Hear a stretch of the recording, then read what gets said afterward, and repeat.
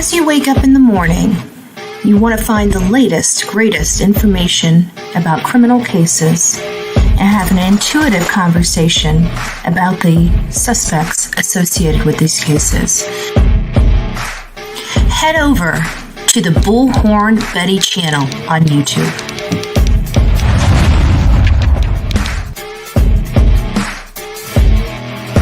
Get breaking news right here on the Bullhorn Betty channel. Welcome to the Bullhorn Betty Coffee Club. Enjoy your stay and enjoy your day.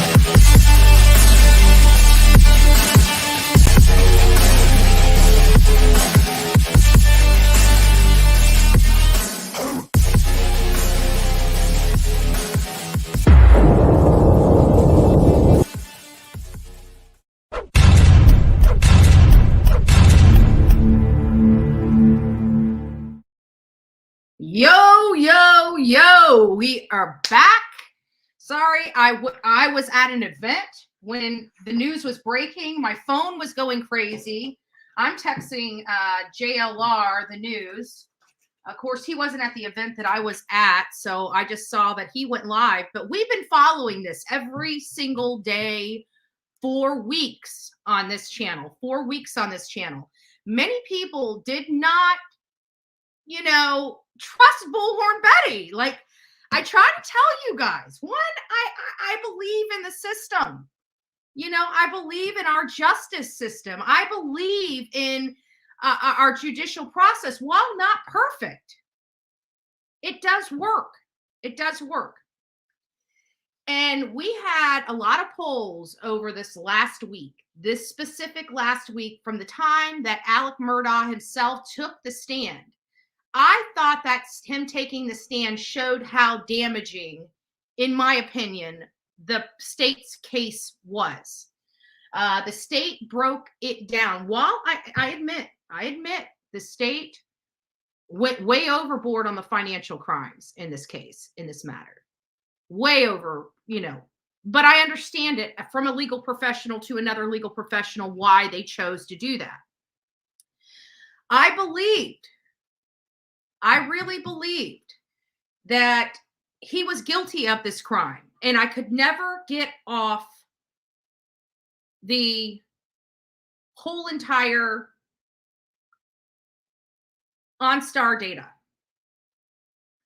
And everybody out there, from Jennifer Coffindoffer to JLR to all these other news organizations, they stated to the public that they believe that this is going to be a hung jury. And so it was out there. So we discussed it on this channel. And I told you I was confident in this system. I was confident that they were going to come back with a guilty verdict. Everybody's like, well, they basically own Hampton County. I get it. But there's only so much people will deal with, even from elitists. There's only so much. There's only literally so much they're going to deal with. So for those that didn't get to watch the verdict's about 43 minutes long. I'm going to try to go ahead and get this past, when everybody's back in, but we did get a verdict. Okay, so this happened, about an hour ago. Again, I was at an event. I could not be here. So we're going to listen to it. It's going to be about 39 minutes long, and we're going to be all here listening and watching this case, because I tell you, despite all odds, despite a 50-50 split in this chat, not even including the rest of social media, I stated that I believe that they would come back with a guilty verdict. But if not, I stated that I believe they will come back with a verdict, period. No deadlock. I was very, very specific, even though all these talking heads, even though all these lawyers on these news stations and YouTube and this, that, and the other kept saying, oh, it's going to be deadlocked. This is the first time. I was never scared of that. I have been adamant that they were going to find, because I listened to that state's case and I knew that there is no way. And not only that, but it also had to do with Alec, one, taking the stand. A person that's confident that the state didn't prove the case is not going to take the stand and put themselves in that under that microscope, period. They're just not going to do it. They're not going to do it. So let's go ahead and watch this, and then we're going to open this up to discussion. I know this is later than I normally ever come on YouTube, but I promised you as soon as the verdict was read, we would go live. And I would have literally gone live that moment. When we heard that the verdict was in, I was going to go live that moment. However, I was in Washington, D.C. at a private event and was unable to step out and make that call. So, or get online live. I mean, I had my phone and everything else. It was just not conducive for me to go live. So I had to wait and let that event end so I could make it back here and go live with each and every one of you. But I didn't see the verdict because I was at the event. And many of you may have heard the verdict, but didn't know what happened. So we're going to watch it here right now on the Bullhorn Betty channel. And then we're going to open up for discussion.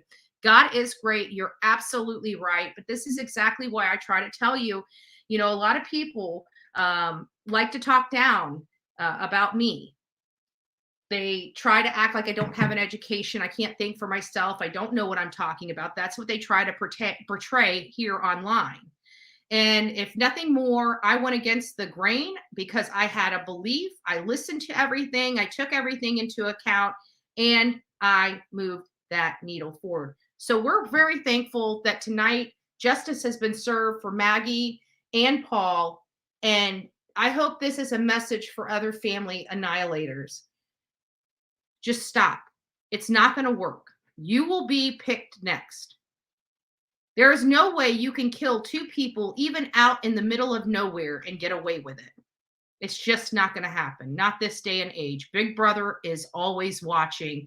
And even when you don't think he's watching, you're probably driving Big Brother, right? So let's listen to this. This is the first time I'm seeing it. This is the first time my audience is seeing it. So we might as well just go ahead and get it and start it. Get it playing. Let me take this banner off. If you guys have not liked this segment, please go out and consider liking it. Why can't, oh, because I got to play it from here. Okay. We're in. I understand that there's a verdict. You may bring the jury.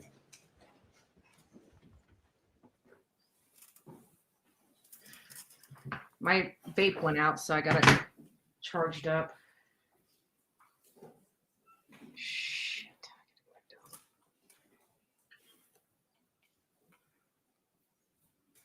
He knows. Look at his face. Look at his face. He knows. He already knows.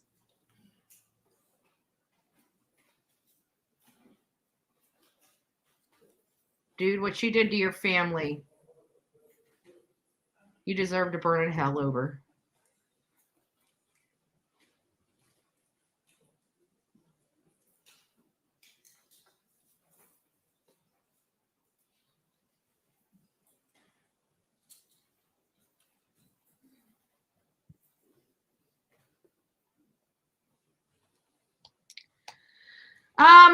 It was happened about an hour ago, so I think we ended around 3:30 or 4, maybe 4:30 at the latest. So between 3 and 4 hours.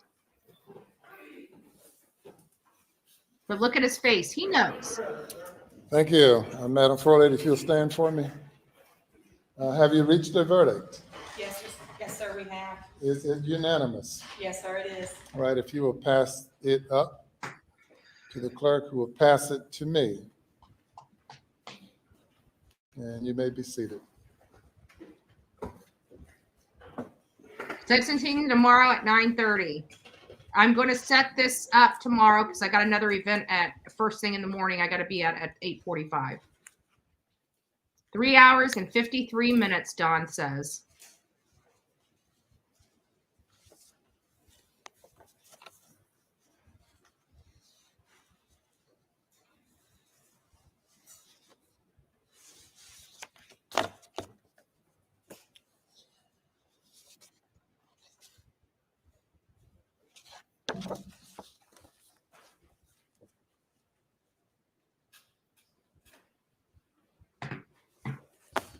The defendant will rise.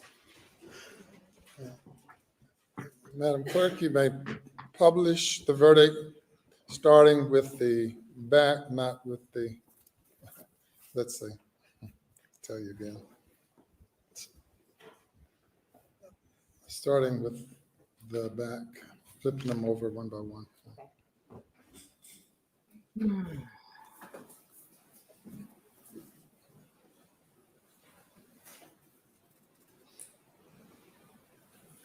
State of South Carolina versus. Docket number 2022 GS 15-00592, the State of South Carolina, County of Colleton, in the Court of General Sessions in the term of 2022, July, the State versus Richard Alexander Murdaugh, defendant, indictment for murder, SC Code 16-3-0010, CDR Code 0116. Okay. Guilty verdict, signed by the forelady, 3/2/23. Docket number 2022 GS-15-00593, the State of South Carolina, County of Colleton, in the Court of General Sessions, the July term of 2022. The State versus Richard Alexander Murdaugh, defendant, indictment for murder, SC Code 16-3-0010, CDR Code 0116, verdict guilty, signed by the forelady, date 3/2/23.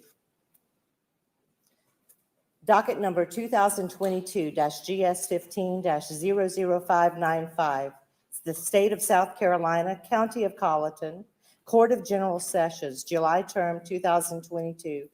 The State versus Richard Alexander Murdaugh, defendant, indictment for possession of a weapon during the commission of a violent crime, SC Code -16-23-0490, CDR Code 0549, verdict guilty, signed by the foreperson of the jury, date 3/2/23. Docket number 2022 GS-15-00594, the State of South Carolina, County of Colleton, Court of General Sessions, July term 2022.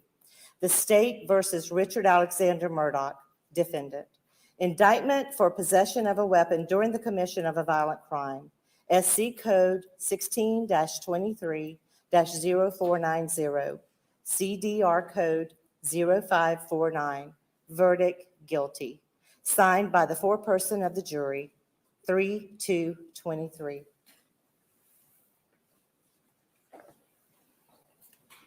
Thank you. Madam Forelady and members of the jury, if that is the verdict of each and every juror, please let it be known by raising your right hands. All right, thank you. Any individual polling requested? Madam Clerk, you'll need to individually poll the jury according to their juror numbers. Number 193. Was this your verdict? Yes. Is it still your verdict? Yes. Juror 254. Yep. Is this your verdict? Yes. Is it still your verdict? Yes. Juror 326. Was this your verdict? Yes. Is it still your verdict? Yes. Juror 530. Was this your verdict? Yes. Is this your verdict? Yes. Juror 544. Yes. Was this your verdict? Yes. Is it still your verdict? Yes. Juror 572. Was this your verdict? Yes. Is it still your verdict? Yes. Juror 578. Was this your verdict? Yes. Is it still your verdict? Yes. Juror 589. Was this your verdict? Is it still your verdict? Yes. Juror 630. Was this your verdict? Yes. Is it still your verdict? Yes. Juror 729. Was this your verdict? Yes. Is it still your verdict? Yes. Juror 826. Looks like Was this your Buster was verdict? crying a little bit. Yes. Is it still your verdict? Yes. Juror 864, was this your verdict? Yes. Is it still your verdict? Yes. Your Honor, the jury has been polled. Thank you. The jury has been polled and the verdict is a unanimous verdict.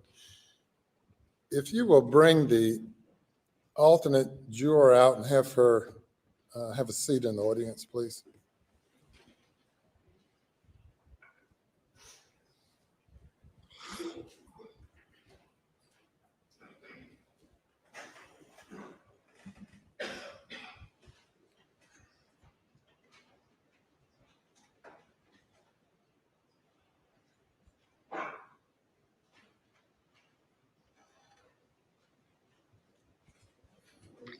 I think it was You can because stand there or you can sit back there, whatever you prefer. Linda Lou, I think Okay. it's because he planned it and he was trying to throw people Are there any off. post-trial motions?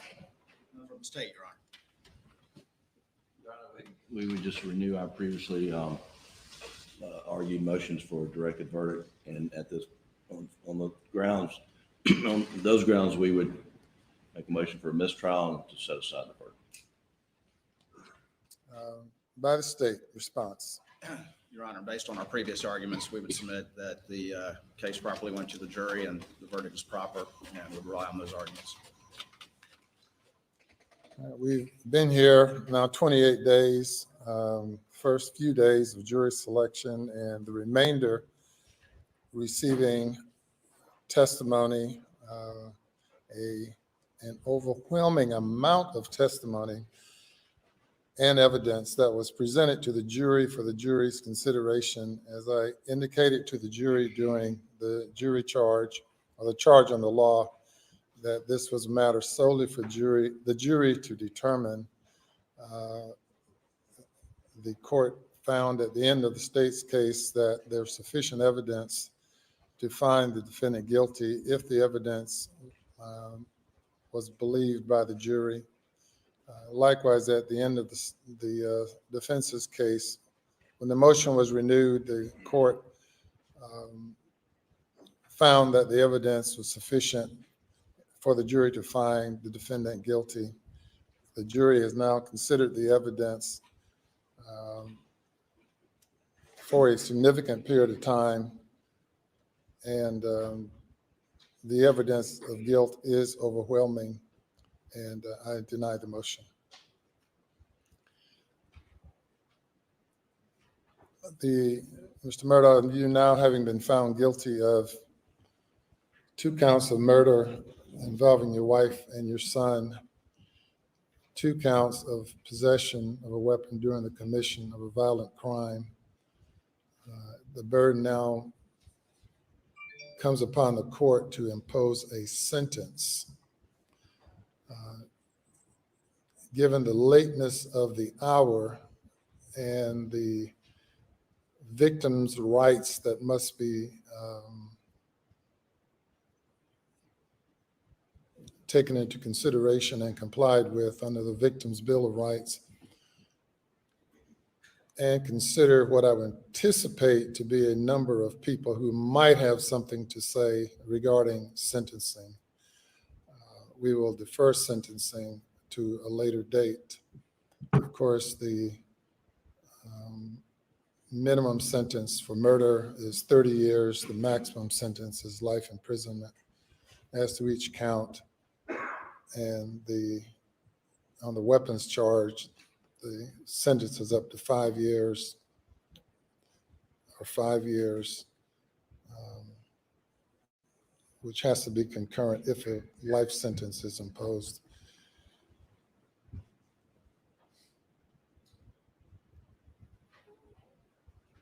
When would you all like to reconvene for sentencing? I would like to give everyone an adequate opportunity to prepare for it. State will be ready at 9:30 in the morning, Your Honor.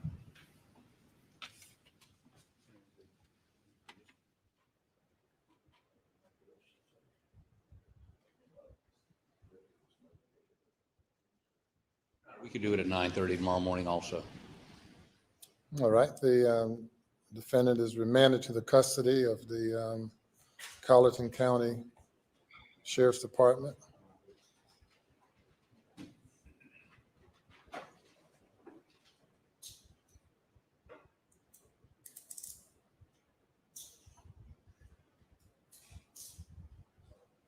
And he may be taken away.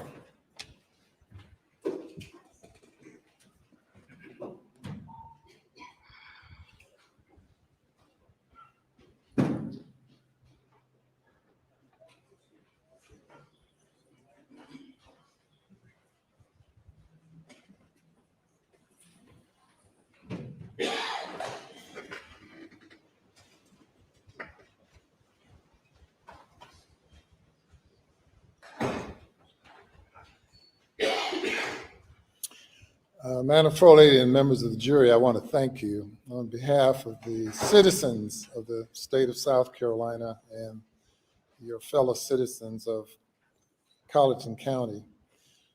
You did not volunteer for this service. You were called upon by being summoned to appear, and Providence have brought you to this moment in time and these weeks in time. I know that all of you have been here at great sacrifice, particularly the juror whose job was on the line until a miracle happened, I guess, that allowed him to be able to leave rather than leave after 2 or 3 weeks. But I want to thank each one of you all individually and collectively. It's not often that you're called upon to sit in judgment of the actions of your fellow man, but you all responded and gave due consideration to the evidence. I will make no comment now as to the extent or the overwhelming nature of the evidence, but certainly the verdict that you've reached is supported by the evidence, circumstantial evidence, direct evidence, all of the evidence pointing to only one conclusion. That's the conclusion that you all reached. So I applaud you all for, as a group and as a unit and individually, evaluating the evidence and coming to a proper conclusion as you saw the law, as you saw the facts. Now that you've served for the next year, you're not eligible to serve again. Now, of course, many people never get called upon, but you're not eligible for the next year, and for 2 additional years, you can be exempted from service because no person is required to serve on jury duty in this court more often than once every 3 years. Tomorrow morning at 9:30, we will reconvene for sentencing. You all have no role in that because that's solely up to the judge, to me. You're welcome to come back if you want to and be a part of the audience if you like. I also want to thank the alternate juror who was locked away in a room by herself for these hours,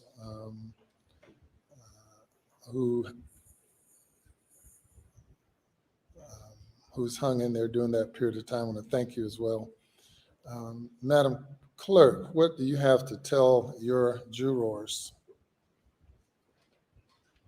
Thank you for your service and what the judge said as well.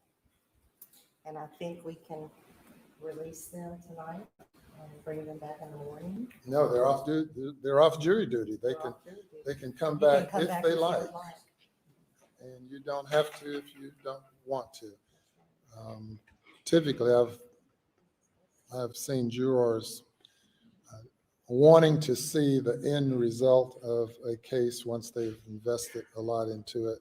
It's really an amazing thing with juries. Quite often, at the start of the case, jurors are really like, whoa, why am I here? I wish I wasn't selected. But as time passes and the jurors become invested and really committed to the case and committed to seeing it through, and are very disappointed when they are not able to see it to a conclusion. then along the way of serving, you end up finding out quite a bit about our judicial system and learning quite a bit, well, about human nature for sure, We definitely learned a but lot. also about the presentation of evidence and hearing from expert witnesses and really learning a lot of things that you'll be able to take with you when you leave jury duty. And to Madam Forelady, I don't know if you were hesitant initially or not, but you have stepped up to the plate and done a great job of leading the jury as well. And thank all of you. So the jury is dismissed. If now, one thing before you go, of course, we have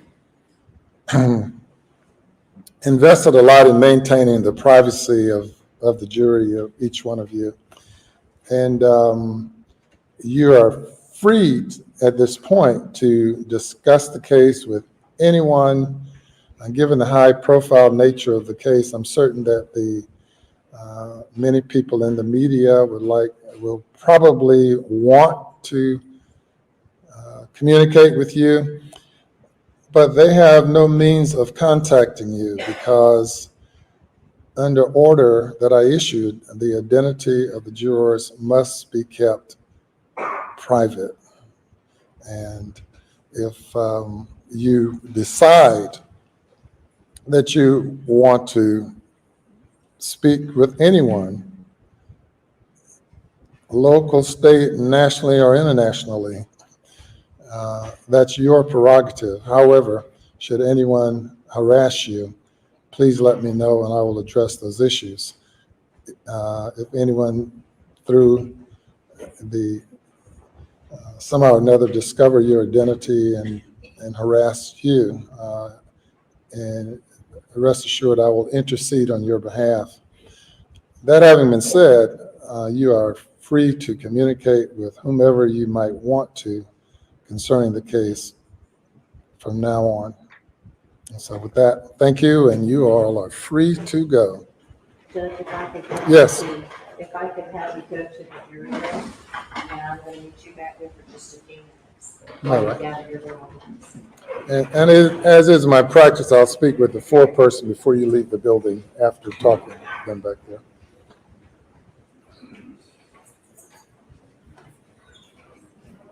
Anything else?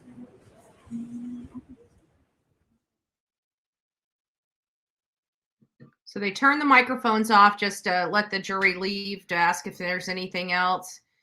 You see the attorneys there shaking hands. You know, they had a Recess till 9:30 tomorrow morning. They addressed any. I anticipate people being able to leave at this moment. But it was a rough road. You see all the attorneys shaking hands. That's customary. You know, it is what it is. You know,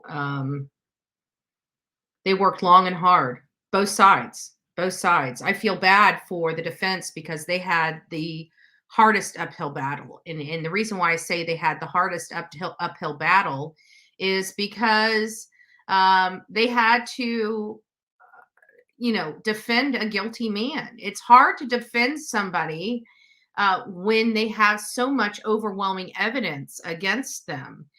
And I know people were like, there's no evidence. There's no, some people are expecting to have a gun in his hand. That's not going to happen. If that was what was required for convictions, our jails would be empty. If what was required was actually catching them in the act for them to be convicted, our jails would be empty and there would be no justice. He was perhaps the most impacted by all of this. As for Maggie's family, not hearing any word, any reaction they have. I know her parents are elderly. One of them has been ill of late. So our thoughts are with her family tonight as well. But in a situation where you have one family member killing two others, it's a different moment because you're always looking for a sense of justice for the victims, but that picture wasn't necessarily painted inside that courtroom, Michael, and it was a little different, right? Because the victims and the defendants, all the same family. And I'm wondering, you know, for the public absolutely overwhelmingly here at the courthouse believed Alec Murdaugh was guilty. And I think that was the sentiments. I don't want to go into their stuff because I have my own commentary about this, but I didn't realize it was going to go over to that. But Vinnie Politan is absolutely right. You know, the bottom line is that they're it's a hard case because they're family. Their family, but there was just too much meat on the bones. And what I find is that people, you only need to convict upon a reasonable, beyond a reasonable doubt. I think that the state, and I said that, covered that reasonable doubt. They put him there minutes before, after years of lying that he was never at the kennel. Those GM records came in the middle of the trial. Well, in the first week of the trial, but in the trial nonetheless, or maybe it was the second week in the trial. I can't remember. It's been so long, and this trial has gone on and on and on. But it was overwhelming. It was overwhelming. The motive, the means, the opportunity. Alec Murdaugh had them all. The motive, financial. The means, he had access to the gun, access to the property, and access to the people. The opportunity, he was out there at the time it happened. He was going down he planned this. That's the problem. He planned this. Everybody keeps saying, well, why would anybody bring two guns? Because he's a freaking attorney. He's an attorney. He knew that if he brought the second gun, it would lay the foundation for reasonable doubt. He knew if he used that shotgun, that it would be hard to do ballistics because they're pellets. He was a very smart man. He was a very conniving, cunning man. He lied to every single person in his life. His wife, his children, his colleagues, his family, his friends, his best friend. He knew what made people tick. But any defendant that goes up on that witness stand, that's their Hail Mary. Because if there was nothing, if there was no meat to the defense or to the bone of the prosecution's theory, the defense wouldn't worry about putting him on the stand. Him going on the stand, in my opinion, was the Hail Mary, was desperation. He knew he was sinking. He was an attorney. He knew that they had all the elements together, but he thought he could wiggle himself out of this if it was not for that OnStar data. I have to be honest with Mike. Mike, God bless you.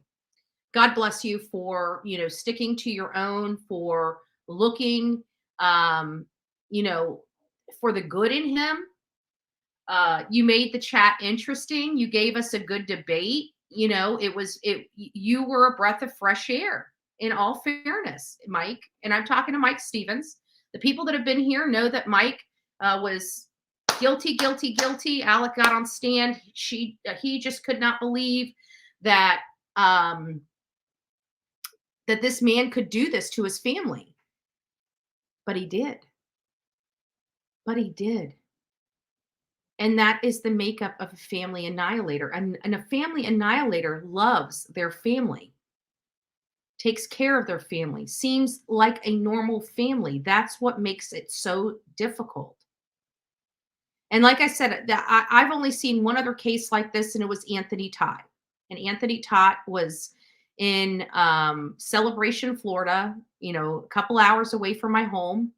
I had an opportunity to study that case and review that case and review, what had happened, went and visited the house, went and visited the community.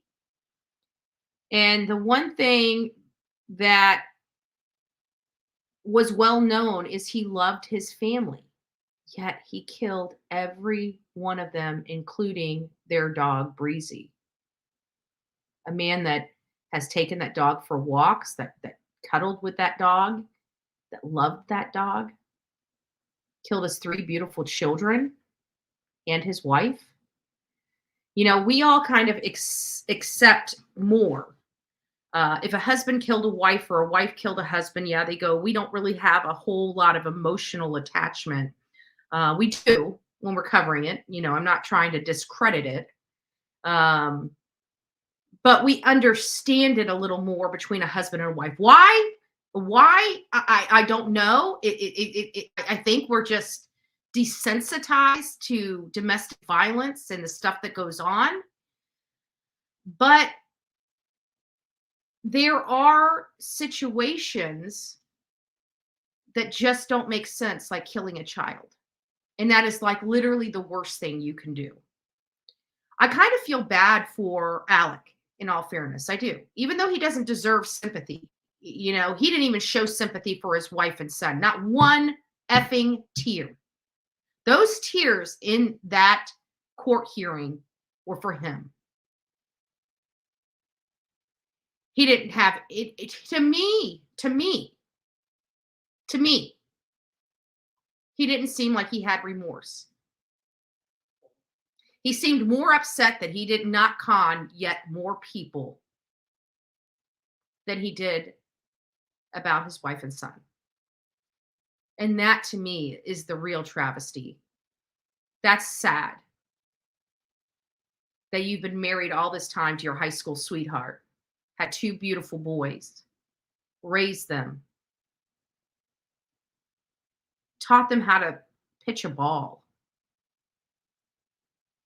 was the coach on their little league teams, cleaned up after them when they were sick, when they were running fevers, watched them take their first steps, have their first day of school, graduate,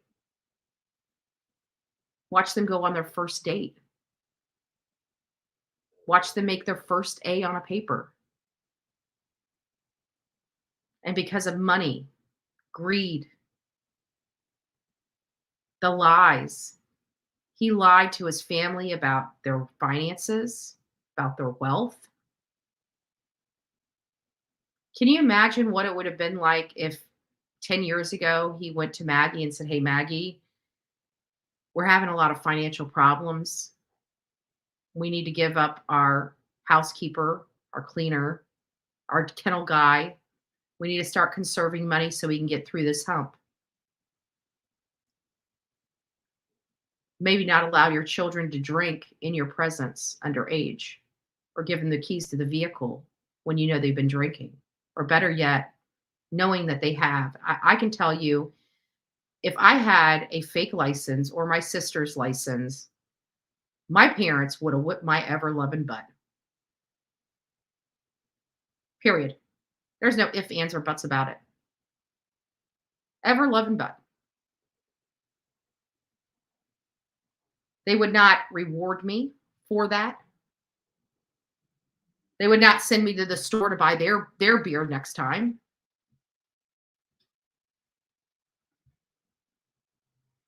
Rambo, AKL, oh my God, I'm watching the Murdaugh documentary on Netflix right now. And oh my God, Betty, you have to watch it. It's so much worse. I'll even give you my password. Well, I can watch it. I just can't watch it. I don't want to watch it here because it's already late. I'm already up past my bedtime. I have to be up super early because I've got to run my live, and then I've got to be in an event a half an hour away from here because I'm not going over to the convention center tomorrow. I am later. Oh, excuse me. I am later.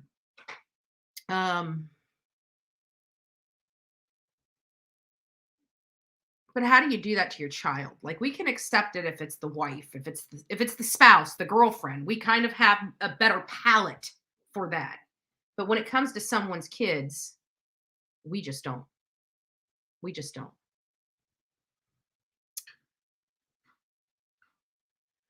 The motive, financial ruin. So he decided he'd commit murder instead. That's basically it, Linda Lou. It wasn't just that. I mean, the stuff he was dealing with was about to destroy him. I think that's what people aren't quite, in my opinion, not quite getting on this side. I think the people in the jury got it because, again, they're in person. We're through a computer. You're not feeling that emotion. You're not feeling that vibe from the person. You're not looking people eyeball to eyeball. Being eyeball to eyeball on internet and being eyeball to eyeball, seeing them from top down, seeing their movements under their desk, seeing them tapping their foot, seeing them nervous, seeing them jerking. We're not seeing any of that. They are. They are. But it's sad. 2 people lost their lives because his financial house was crumbling to the ground. We're not talking about a financial issue he was going to be able to overcome in the next year or 2. You're talking about a financial issue he would never, ever recover from. You're talking about a situation that was about to lose him both of his homes and put his entire family out on the streets. You're talking about a Murdaugh. I really don't know if he was angry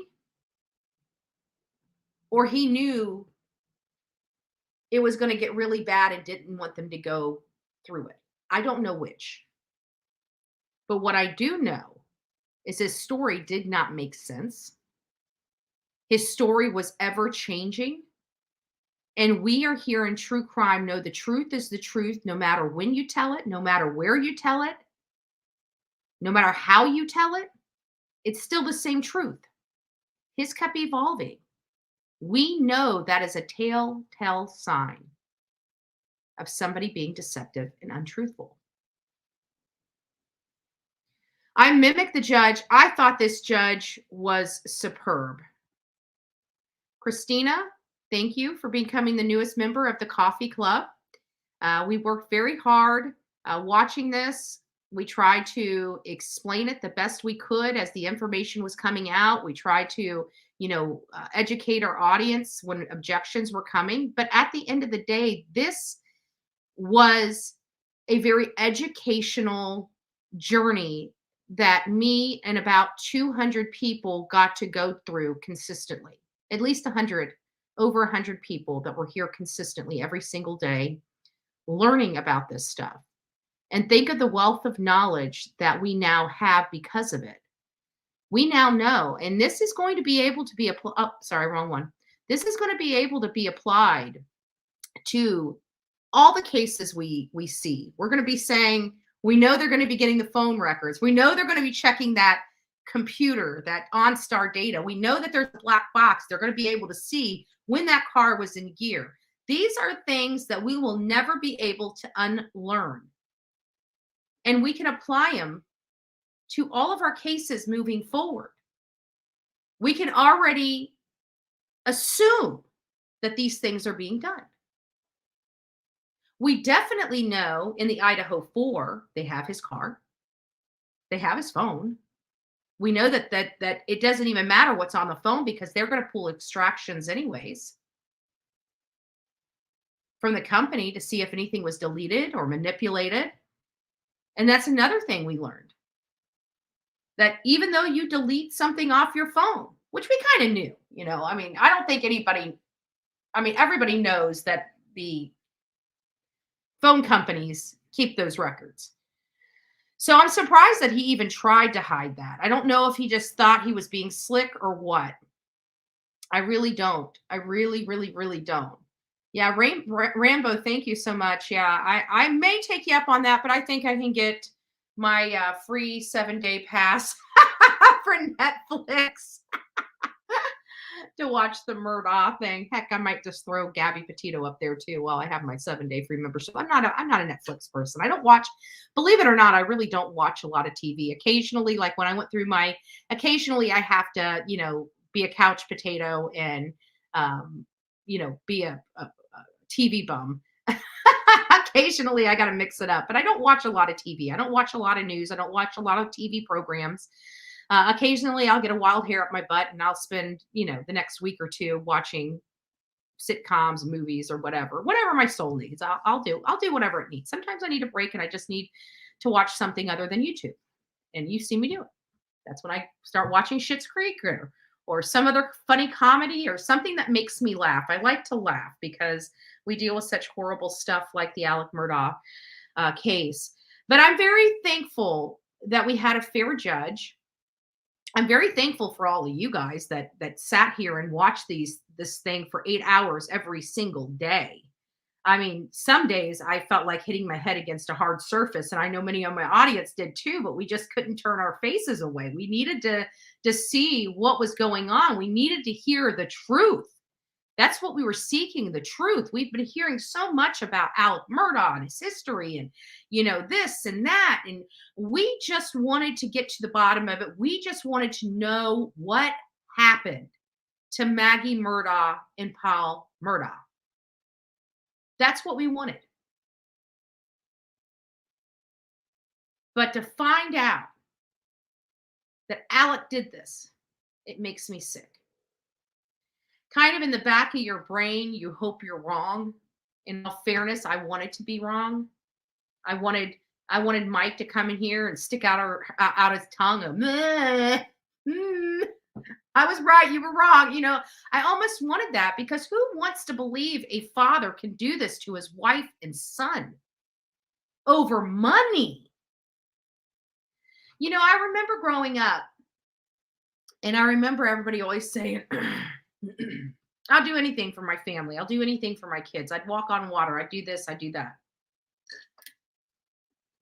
But you never hear a parent saying, I would be willing to lose everything I've got for my kids. There are a few that say it. But he had an opportunity. At the end of the day, money can be replaced. Houses can be replaced. Cars can be replaced. A human cannot. And when you put more value on replaceable items than you do with priceless things like a human being, you probably got your stuff off. You got your priorities wrong. But again, I don't think we would be sitting here right now if it wasn't for drugs. I really don't. We wouldn't be sitting right here right now if it wasn't for alcohol. I always said there are 3 secret ingredients to a despicable person: drugs, alcohol, violence, a combination of them, or all 3. There was no proof that he was violent to his son or his wife, but we did hear, jury didn't hear it, but we've heard of Alec having a mistress, and we heard that Alec's mistress was abused by him. If you believe her story, then he does have a history of violence. And he probably had a history of violence to Maggie. And Maggie, like the good Southern, respectable woman she was, she dealt with it and didn't let anybody know. And why do I say that like that? Because he had a drug problem for 20 stinking years. And even his family, his brother, didn't know. There were a lot of secrets in that house. Lots and lots of secrets in that house. I think Maggie was getting wise. I think Maggie realized there was a lot going on. I think Paul was more than just the little detective for the pills. I think he was probably helping her. He was probably helping her look at the finances. He was probably doing some digging when Daddy was at work. We don't know what happened. We don't know if it was drugs. We don't know if it was the boat accident. We don't know if it was because Maggie was going to be leaving Alec Murdaugh and her son Paul was helping. It seemed that Maggie and Paul had a beautiful connection, and Buster and Alec had a beautiful connection. But it broke my heart listening to the closing arguments of Mr. Waters talking about how she was running for her baby. And it was hard not visualizing that as she was being gunned down. It really was. It really was.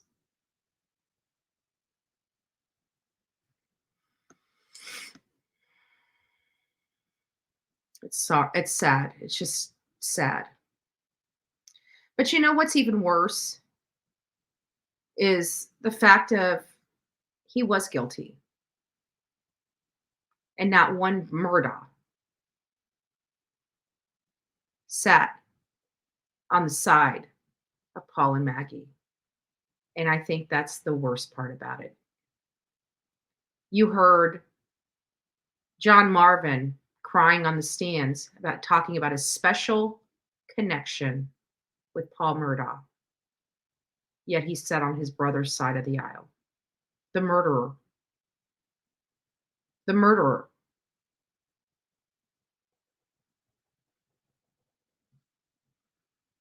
Rossi, thank you. Did I say it right? LaGracie. Hopefully I said that right. I'm not good with pronunciations, so don't beat me up. Thank you for becoming the newest member of the coffee club. Thank you. Thank you so much. Get some rest, Sugar Plum. You work so hard. I know. I'm exhausted today. I'm exhausted. I need a hot shower. I got some tea. I still have some fish tacos left over from lunch. It's been sitting in the refrigerator. And I'm exhausted. So I want to take a nice hot shower and call it a day. We will do normal coffee club in the morning. Again, I don't usually roll this late at night, but I promised you guys that when the verdict was reached, I would come live immediately. And I was unable to fulfill that because I did not realize they were going to come back with a verdict this quickly.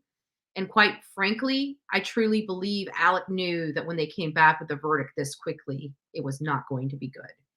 We're taught in school, typically it can be, occasionally it can go in your favor. If somebody comes back quick, not guilty, blah, blah, blah. But in a case like this, that there was 6 weeks of testimony and it only took them, less than 4 hours to come back with a verdict. I can tell you in my experience, that's never good for the defendant. It really just isn't. We will get to hear statements from the family or for the family members before sentencing. I feel so horrible for Maggie's sister and Buster. Yeah, I do too. At the end of the day,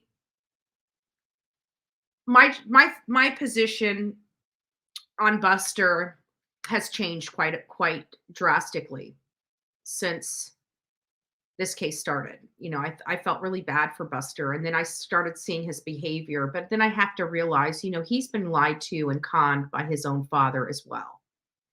And God knows what his father told him. God knows. Do I think Buster would have been acting out in court like he had? No, I don't. But that's his dad. And he woke up having a seemingly normal life. He had everything that you could imagine, and literally like that, his whole world come crumbling down just that quick. He went from having a mom, a brother, a father, wanting for absolutely nothing, to literally having his entire family wiped off the face of the earth. And what do I mean by that? Mom and brother gone, will never return. Father in jail. He most likely for the rest of his life. Why did they take the death penalty off? I saw Amy's question in here, why would they take the death penalty off the table? I don't know why. You guys know I'm pro death penalty. Absolutely believe in it. I absolutely think that Alec should, I believe that it should be on the table. Why it's not, I don't know. Maybe it could be extenuating circumstances. Maybe it could be because of the pool the Murdaughs have in that community. Maybe it could be a number of things why it was taken off the table, but it's taken off the table. He's going to be another mouth we have to feed for the rest of his life. He's going to be another person we have to worry about. More security, he's going to have a rough life too. And that's kind of why I feel a little bad for him, is because he went from having this posh lifestyle, driving around in new Suburbans, having 2 huge houses, multi-million-dollar houses, making over $1 million every single year. And he's literally no different than the thug that was selling the crack on the side of the road. He's going to be in there right next to him. That's going to be a hard pill to swallow. And he's going to be in there most likely for the rest of his life. For the rest of his life. And he can sit there and remember that. I don't even want to have his brain at this moment, closing his eyes every night and seeing that graphic visuals of what he did to his wife and son. And I also want to say this too. God bless those jurors. God bless those jurors. Those jurors had to see stuff we were not allowed to see due to the graphic and disturbing nature. And not only did they have to look at that, they had to continue to look at it while somebody is pointing out every little thing on a dead body. A woman that has a gaping hole in the back of her head, a boy that has brains laying at his ankles. They had to look at that. We were spared as the public. We were spared from that graphic scene. Do you think those jurors get counseling when they're done being a juror on the stand? I can't even imagine the nightmares those jurors had working through this case all these weeks. I would have never wanted to be one of those jurors. Never, ever, ever would want to be one of those jurors. But again, guys, this is our justice system. This is how it works. And again, I'm going to profess, while it's not perfect, it does work. It does work.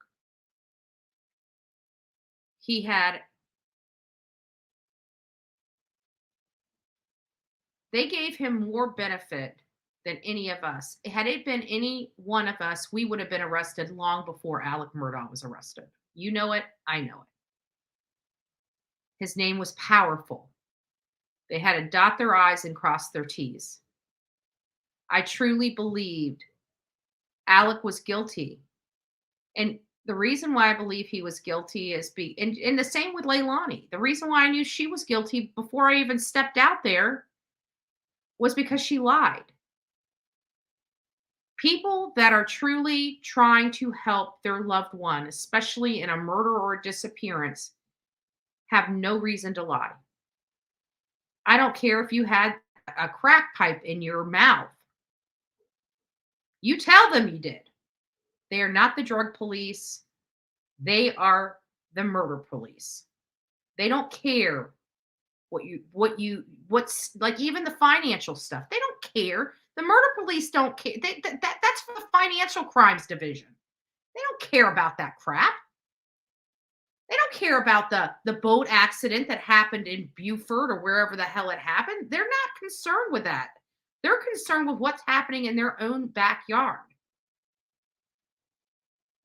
And for a father and a husband to lie to the face of, to the 911 caller, to the first responders, to the SLED agents, to his attorneys, to his best friend, to the investigators. Just lie, lie, lie, lie, lie until he cannot lie anymore. And then he changes the story. He tells you what he's been caught doing, right? He'll never tell on himself. He has to be caught before he comes clean. And then he manipulates that and still continues to lie. All lies, Sandra. Exactly right. All lies. So I actually, just a big shout out. I just want to say this event that I'm at, it was crazy because I had my big zipper book that I keep everything in, and I had my flyers in it. And it was getting so heavy walking around, I had to finally take it back out to the car.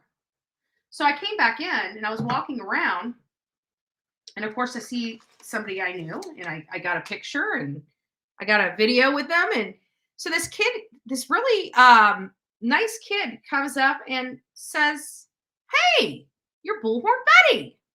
Yeah, I'm Bullhorn Betty. He's like, "I've been watching you. I've been watching you since Kylie Rodney." Fan. Nice guy. So big shout out to Sean. Thank you for coming up and saying hi. It's nice to know that you watch the Bullhorn Betty channel. And I love the fact that I ran into you. So thank you so much for stopping me. For stopping me and giving me your card. I really do appreciate it. So just a big shout out. Love it. And we have a fan here. I thought I was going to get some haters, but no, we got a fan. We got a fan. Hey, it's a good day. Oh, Elfig, thank you so much. Yeah, it's been hard. You guys can imagine, these days have, I usually work 2 hours on YouTube, and I do some researching throughout the day and do some of my own personal stuff that I've got to get done. But these 28 days have been rough, but we stayed focused. I think the entire trial, I think we missed 2 days maybe. And I think there were only half days because the computer wasn't working when I was out. I had to come home and get it started. So I really am. I'm just really blessed that we had an opportunity to watch this and see this case through. This was a really interesting case. So it was a very complex case, and kudos to the jurors. Kudos to the jurors. I can't tell you that enough. The stuff that they had to endure this 28 days, the stuff they had to witness and watch. And again, you're talking about some graphic photos. So graphic that they wouldn't even show the audience out there in the public. They had to cover their screen. The audience couldn't even see it. They're all adults. They weren't letting children in that courtroom. Those were all adults. And the stuff was too graphic for the adults to see. But all those jurors had to endure every bit of that. Every bit of that. And that makes me angry. Looking at those photos would have made me angry. But you can tell the judge understood their verdict.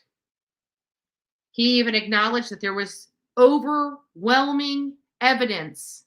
Overwhelming evidence is the words he used in describing the evidence against Alex Murdaugh, and that they came to the right conclusion based on the facts. So we know where the judge stood, because the judge, like I, have a legal background. He's much more proficient, than I would ever be. But he understood the law. He understood what was considered evidence, and he allowed what was allowed in under the law and excluded what was not allowed in under the law. My daughter was a jury with a child porn, and she had nightmares in what she's seen. Yeah, Darlene, absolutely. We don't, Tammy, there is no prescription after you do your service. It is your duty when they call upon you to get on that stand. I know that. I tell them I'm prejudiced. I believe in the system, but I do not want to be a juror. I'm sorry. I do not want to be a juror. I've been called to be a juror several times. At both times, I told them that I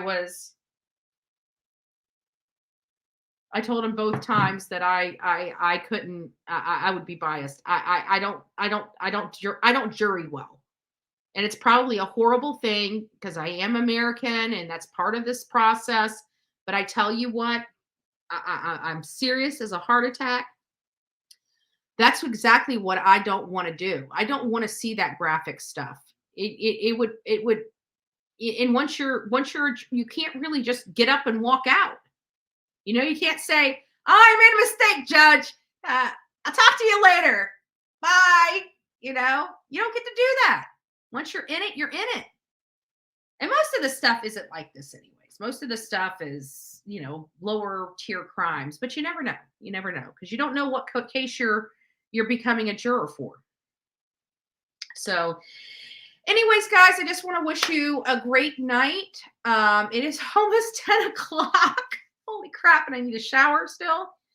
Thank you for all that joined us during this quest for truth. I was out there in low country following this case personally. We actually started following this case back in August, and then we had a lot of other cases, so it kind of went away because they weren't up to the trial yet. And then boom, I was going to Diamond's celebration of life. And so I asked my team, I said, you know, is there any cases that are going on? You know, I'm going to North Carolina. And they're like, and I knew that Leilani's was going to be on the 25th. And they're like, oh, you need to go to today's, you know, Alec Murdaugh's first day of trial. And I went there. And I got to see him in person. He knows who Bullhorn Betty is. He knows who Bullhorn Betty is. So, I mean, we did our part. We did our part. We covered the case well. We kept to the facts. We got to speculate in here. I think everybody kind of enjoyed the differing of opinions. It's fun being adults, right? Admit it. We didn't have to be nasty to each other. We all got to voice our opinions. We all got to say our things. We got to have a little fun. We got to poke a little fun, you know. We had some good times. We had some good times throughout this 28 weeks of hearing all this horrible stuff. So guys, thank you for all of that. Thank you for being here with me and thank you for learning with me. And we're going to be able to use that in the future. So anyways, I don't want to take any more of your time. It's late and I have got to get to bed. So I love each and every one of you. God bless you. And until next time, please be safe.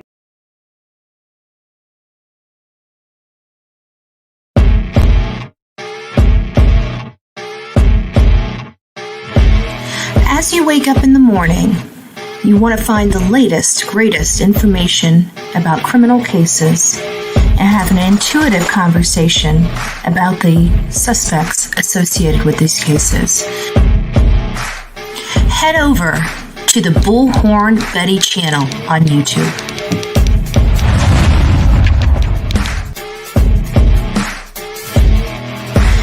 Breaking news right here on the Bullhorn Betty channel. Welcome to the Bullhorn Betty Coffee Club. Enjoy your stay and enjoy your day.